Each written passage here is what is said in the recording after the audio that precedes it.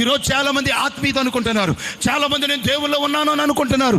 ఎలాగంటే మందిరానికి రాదు, ఉపవాస కూటాలకు రారు, కుటుంబ ఆరాధనలకు రారు, దేవుని సన్నిధిలో వ్యక్తిగత 1 గంట అయినా 2 గంటలైనా దేవునితో ప్రార్థనలో గడపరు. రోజుకు 5 అధ్యాయాలు కూడా చదవరు. మరి ఎందుకు ఆత్మీయతలో ఉన్నామని అనుకుంటారంటే, తెల్లారు లేచిన మొదలుకొని 4 లైవ్ల్లో ఉంటారు. 4 లైవ్లు తెల్లారు లేచిన మొదలుకొని యూట్యూబ్లో దూరతారు, 100 ప్రసంగాలు వింటారు. ఆ ప్రసంగాలలో ఒక్క ప్రసంగంలో ఒక్క మాట కూడా నిన్ను తాకదు. ఒకవేళ తాకితే నీ పాప బ్రతుకు ఏ రోజో విడిచిపెట్టుకుని ఉండే వ్యక్తివి.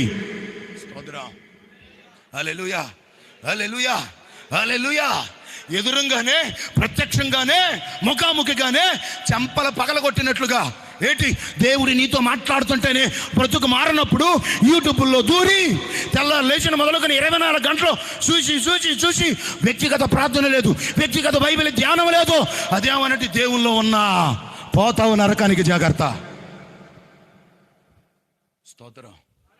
అది ఎవరికి బాబనంటే అవకాశం లేని వాళ్ళకి, మంచంలో ఉన్న వాళ్ళకి, మందిరానికి రాలేక హాస్పిటల్లోనో మంచంలోనో పడిపోయో ఏంటి కొన్ని కుటుంబాలలో భర్తలో నమ్ముకోరు, ఏంటి భార్య నమ్ముకునేది దేవుని మీద విశ్వాసం. అలాంటి వాళ్ళు ఏదో 4 మాటలు దేవుని వాక్యం పెట్టుకునో పాటలు వింటూనో కాలం గడుపుతూ ఉంటారు. స్తోత్రం.